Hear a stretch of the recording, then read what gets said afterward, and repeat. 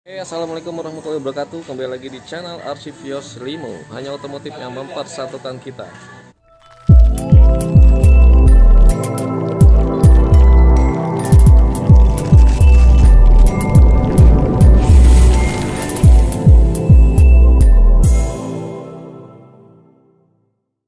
Oke, kali ini saya akan memberitahukan kisi-kisi bagaimana cara memilih mobil ekstraksi yang baik.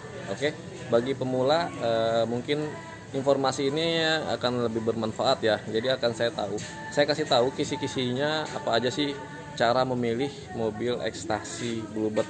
Oke, sebelum lanjut informasinya, jangan lupa like, share, subscribe, dan tekan tanda lonceng agar notifikasinya muncul di handphone teman-teman. Oke, sekarang kita panggilkan dari mekanik Bluebird ya, namanya Pak Giri. Pak Giri, nah ini namanya Pak Giri. Saya akan tanya banyak oleh Pak Giri ini bagaimana caranya memilih mobil ekstraksi. Oke, ikutin terus ya. Oke ya teman-teman ya, ini Pak Giri. Saya ingin bertanya, Pak Giri, bagaimana cara memilih mobil ekstraksi ini untuk pemula ya, yang awam, benar-benar tidak mengerti kendaraan. Bagaimana, apa yang harus diperhatikan? Yang pertama ya harus cek kondisi mesinnya dulu lah. Kondisi mesin. Yang pertama kan itu, yang keduanya AC, dingin enggaknya. Ketiganya baru chassis. Oke. Ada yang korosi, apa ada yang bocor-bocor. Gitu. Oke, satu dulu. Pertama mesin. Mesinnya yang seperti apa yang menurut Pak Giri bagus? Yang pertama halus, nggak bunyi. Nggak bunyi dalam arti ngeletek. Nggak ngetek. Oke, nggak ngeletek. Terus Keduanya getar. getar. Kalau getar itu lebih kemana? Ke engine mounting. Engine mounting harus dicek. Oke, Ketiganya berbet apa enggak. Ya. Oh gitu. Oke, berbat atau enggak ya. Jadi ada 3 opsi. Nah, oke, tadi sudah dijelaskan. Terus setelah selesai dari mesin, lari ke AC. Biasanya. AC itu dingin atau tidak gitu ya. Karena Jakarta kan panas ya suhunya. Oke. Jangan sampai beli mobil bekas pun AC-nya nggak dingin. Oke. Bisa lebih dingin. Nah, terus untuk yang sekarang nih, mobil sedang diangkat, ini dalam pengecekan apa nih? Body biasanya. Sasis. Body ya, sasis ya. Sasis sih. Kalau kolong itu biasanya kita terutama sasis. Sasis. Sasis itu Sasis. korosi apa enggak, bekas banjir apa enggak. Biasanya pengecekannya untuk korosi di bagian mana aja? Di kolong biasanya ya mulai dari depan ya. Ini kita ngomong dari depan. Di depan ini kan bagus nih, nggak ada yang bocor, nggak ada yang korosi. Kalau biasanya kalau yang bekas-bekas itu kan ada yang korosi. Namanya mobil udah di atas 5 tahun ya. Ya. Cuma kalau ini bagus sih kondisinya, nggak ada yang korosi. Nggak ada yang korosi ya. Nggak ada yang bekas sambelan. Kalau banjir ketahuannya di mana? Banjir itu biasanya ada karatan, biasanya Karat ya, karat di bagian bawah ya. Iya. Bekas tabrak juga kelihatan juga. Kalau bekas tabrak kelihatan. Kelihatan. Lebih kemana kalau yang bekas tabrak itu? Bekas tabrak itu biasanya di lorong sini biasanya. Oh, biasa situ kan, ya, cenderung ya. Nah, kalau sini sasis sini depannya. Sasis juga sini ya. Terlihatnya seperti apa, bengkok atau bekas las-lasan? Bekas las-lasan biasanya. Oh, oke. Seperti itu. Tapi kalau kondisi mobil ini baik ya? Baik ini. Bagus. Oke. Coba aja bisa dilihat. Kalau untuk pengecekan kaki-kaki? Kaki-kaki nanti kita tes drive dulu. Tes drive dulu ya. Biasanya yang sering kena apa? Bagian apa? Ini stabilizer, long rod, shock breaker. Teman kalau di kita tuh biasanya kebanyakan di stabilizer aja. Stabilizer ini ya. Biasanya ini karet-karetnya yang kalah ya. Kalah, iya. Oke, kalau long terot itu yang mana? Long rod ini. Nah, long terot ini ya. Oke, long terot. Cuman jarang sih, biasanya kebanyakan lebih cenderung ke sini. Lebih cenderung ke stabilizer ini ya. Jadi harus ada pergantian apa kira-kira? Ganti part. Kita ganti biasanya. Kalau di Bluebird kita ganti. Oke, karet-karetnya ya. Nah, langsung satu set. Satu set ya. Oke, siap, itu aja. Terima kasih Bang Giri ya untuk kisi-kisinya. Oke ya teman-teman, jadi sekarang saya mau ngecek bagian mesin dan pengecekan dari radiator, bagaimana sirkulasinya ini normal atau tidak. Nah, di sini saya akan dibantu oleh tim dari Bluebird, mekanik Bluebird yang mengerti di bidangnya ya. Namanya Bang Fauji, Bang Oji, dari Bang Oji. Nah, Bang Oji, nah ini orangnya nih. Ini dia. Oke. Nah, saya ingin bertanya sama Bang Oji karena dia ini di bagian bidangnya. Bang Oji, bagaimana kalau pengecekan mobil itu khususnya di bagian mesin, awal mulanya kita cek di bagian mana? Kalau untuk pengecekan mobil ex mantan, itu pertama kita lihat dari kondisi mesin. Oke. kondisi mesinnya itu getarannya terlalu kencang atau tidak. Oke. Kalau misalkan kondisi getaran mesinnya itu terlalu kencang, berarti itu ada kerusakan di bagian engine mounting. Oke, engine mounting ya kalau getar ya. Oke. Ya, getar. Kemudian kebocoran oli, kita harus cek. Mesin dihidupkan, kita lihat di bagian sisi-sisi sini. Oke.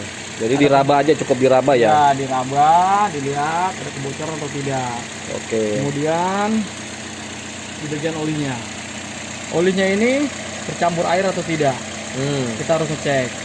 Atau kecampur dengan bahan-bahan yang lain sehingga Oke. mesin itu menjadi halus. Ya, ya. Kalau ini murni belum Masih diganti bagus pun ya. masih bagus. Masih aman ya. Masih aman.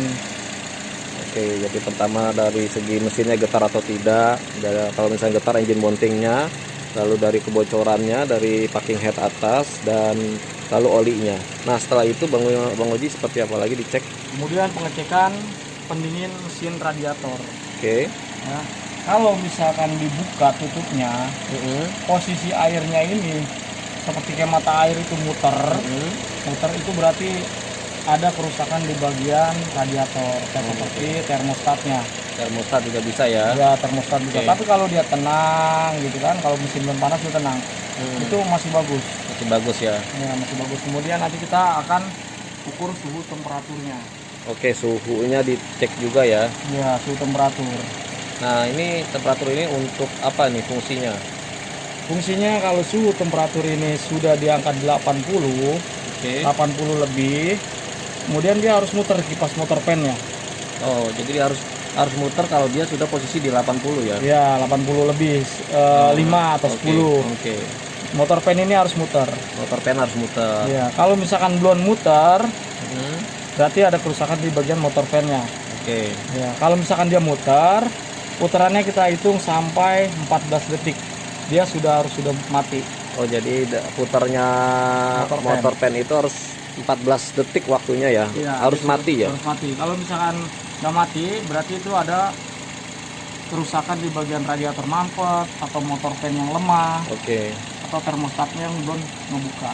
Jadi ada 3 item itu ya, dari motor pen, terus termostat atau selang radiator ya. Iya, atau Atau radiatornya mampet. Oh iya, oke. Nah, teman-teman, jadi itulah penjelasan dari Bang Oji mengenai mesin. Kalau kita ingin mengecek mesin itu seperti apa yang baik dan benar. Nah, ini sedang dilakukan pengukuran suhu ya. Pengukuran suhu ya, suhu. Nah, ini masih di posisi 60. Masih di posisi 60 ya. Nah, kita tunggu nanti di posisi 80 apakah motornya itu akan muter atau tidak. Nah, nanti akan kita tungguin ya, teman-teman ya. Oke.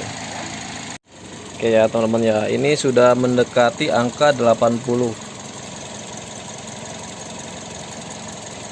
Sudah mendekati angka 80. Nanti setelah dia sudah di angka 80, motor kipasnya harus nyala.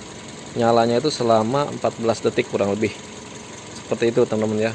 Untuk mengetahui kondisi radiatornya normal atau tidak. Nah, ini sedang kita mau ukur pakai stopwatch ya, 14 detik harus berhenti kurang lebih. Nah, ini kita tunggu dikit lagi 80 suhunya.